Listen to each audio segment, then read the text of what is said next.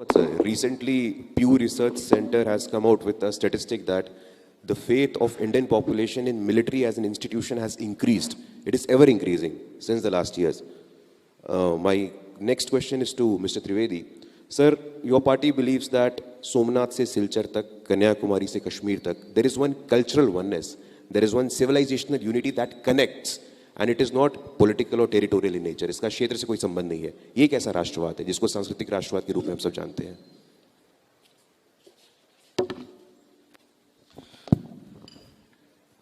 The subject of nationalism, and particularly when it comes to in context with India, we have to first try to understand what India is, then we will be able to understand what nationalism is. देखिए, भारत दुनिया का सबसे बड़ा लोकतंत्र है, ये एक factor है. If you look from Eastern Europe to Japan, we are the only sustainable, pure democracy in entire Eastern Hemisphere. ये दूसरा सत्य है.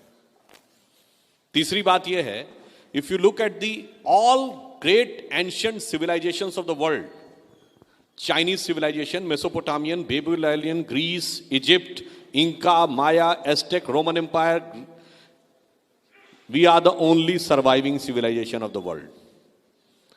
जो अल्लामा इकबाल ने कहा था ना कि यूनान मिस्र रोमा सब मिट गए जहां से, कुछ बात है कि हस्ती मिटती नहीं हमारी, सदियों रहा है दुश्मन दौरे जहां हमारा. वो कुछ बात समझने की जरूरत है. चौथा कैरेक्टरिस्टिक क्या है हमारे कंट्री का? We are the only major country in the entire world history which never went for invasion. और आखिरी कैरेक्टरिस्टिक हमारे नेशन की क्या है? If I ask you name a country in the world in which all the religions of earth are there, it is only India. Zoroastrians, Parsi अपनी जमीन से खत्म हो गए, बचे हैं तो सिर्फ भारत में. जब इजराइल बना तो ज्यूज ने अपनी हिस्ट्री लिखी और हर कंट्री में उनके ऊपर जो जो अत्याचार हुए उनको उन्होंने डॉक्यूमेंट किया. और सिर्फ इंडिया एक कंट्री था जहां के ज्यूज ने लिख के भेजा कि forget about persecution, we never faced any discrimination. और इससे भी ज्यादा मैं आपसे कहूं, ओल्डेस्ट चर्च कहां पे है? ठीक है, उसको लेकर एक डिबेट भी है, but it is believed that it is in Malabar coast of Kerala. In Kerala the roots of Christianity is more ancient than Europe. और अगर आपसे पूछें, मैं देखिए कोई बहुत बड़ा इस्लामिक मामलों का जानकार नहीं हूं, पर इस्लाम में 72 फिरके हैं. अगर आपसे पूछूं कि दुनिया का एक देश बताइए जहां 72 के 72 फिरके हों, तो कोई मुस्लिम देश नहीं है, वो भारत है. अब आपको समझना होगा वो कुछ बात क्या थी. यही एक कुछ बात है. देखिए, हमारा कॉन्सेप्ट नेशन का और आज का कॉन्सेप्ट नेशन में एक बेसिक डिफरेंस है. Today the concept of nation is a politico territorial nation. It is a part of land controlled by single political authority. हम कहते हैं geo cultural nation. It is certain set of cultural values which inspires and motivate for generations and generation.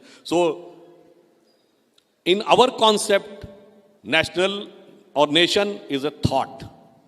It is inspiration. वो एक जीवंत चेतना है. इसीलिए हमारे यहाँ राष्ट्र को भारत माता कहा गया है, जमीन का टुकड़ा नहीं कहा गया है. अब जो आपने कहा कि हम किस ढंग से देश को जोड़ते हैं, कैसे हम जुड़ जाते हैं, मैं एक छोटा सा उदाहरण देता हूं. आप देश के किसी भी हिस्से में खड़े होकर, जो हमारी संस्कृति के प्रतीक है, दुर्भाग्य यह है कि जो कुछ बात थी उसको मैकॉले स्कूल ऑफ थॉट के चलते हुए उसको रिलीजियस एंगल में पोर्ट्रे करके एक पर्टिकुलर आइडियोलॉजी पे डाल दिया गया. मैं एक छोटी सी बात कहता हूं.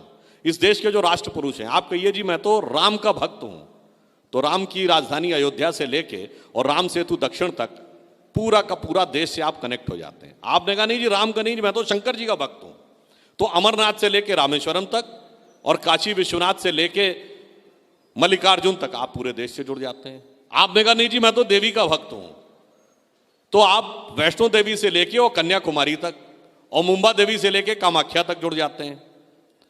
कोई भी हमारे यहां कथा सुन लीजिए, कहानी सुन लीजिए, देश के भिन्न भिन्न अंचलों से कनेक्शन. और इतना ही नहीं, उदाहरण देना चाहता हूं. रामेश्वरम आप में से जितने लोग गए होंगे, अगर आपने देखा वहां 22 कुओं से स्नान करना पड़ता है.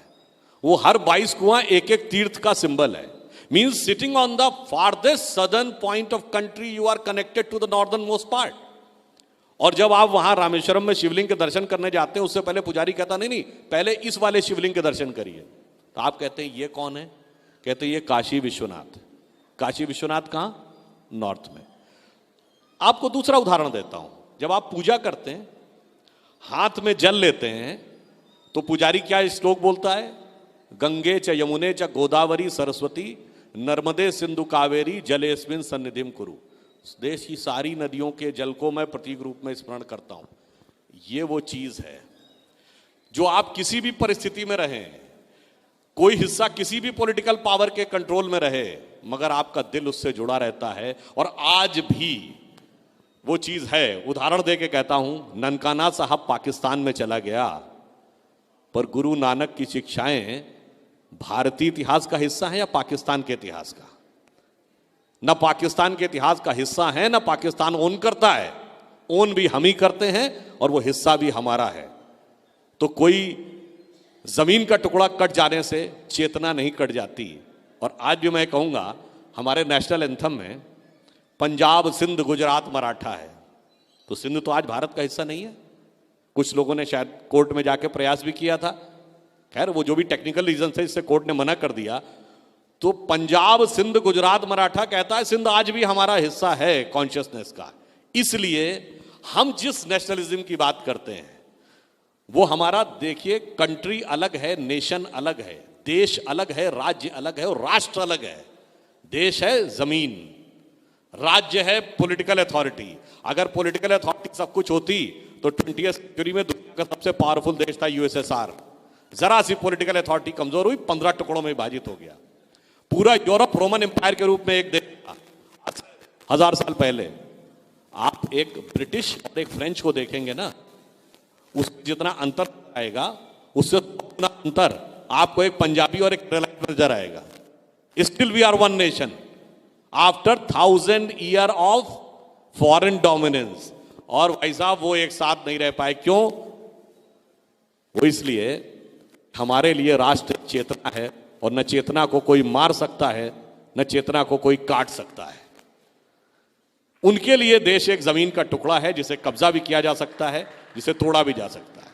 इसलिए हम सांस्कृतिक राष्ट्रवाद में विश्वास करते हैं। It is culture. और मैं ये भी कहूंगा, अगर आज के इस सारे प्रॉब्लम्स का सलूशन चाहिए तो वो सलूशन सिर्फ इंडिया से मिलेगा, क्योंकि हम दुनिया के इकलौते देश हैं जिसने कभी भी किसी के ऊपर कंट्रोल करने की भी कोशिश नहीं की साहब। और वो इंस्पिरेशन कहां से आता है? मैं उदाहरण देता हूं। भगवान राम ने लंका को कब्जा किया रावण को मारकर, क्या उसका एनेक्सेशन किया? नहीं। वहां कोई अपना डिप्यूटी बैठाया? नहीं। इनडायरेक्ट कंट्रोल किया? नहीं। वहीं के राज्य को कहा हाँ जी साहब आप रखिए, कोई हमें चिंता की बात नहीं है। क्योंकि हमारा उद्देश्य क्या है?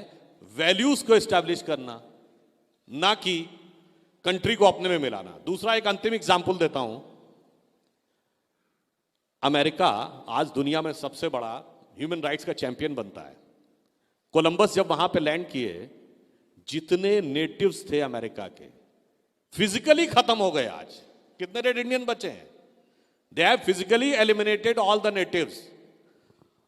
और ईस्ट में एक कंट्री है कंबोडिया। कंबोडिया का प्राचीन नाम है कंबुज। कंबुज इसलिए कि वहां कंबु ऋषि गए थे। कंबु ऋषि गए, उन्होंने उनको पूरा का पूरा उनको सिविलाइज किया। कहा आप वैसे ही रहिए, ना हमने आप पे कंट्रोल किया, ना मैंने आपको अपने में मिलाया, ना आपको एलिमिनेट किया। ये कंबु और कोलंबस का जो अंतर है ना, ये वेस्टर्न माइंडसेट के नेशनलिज्म और हमारे सांस्कृतिक राष्ट्रवाद का अंतर है। धन्यवाद।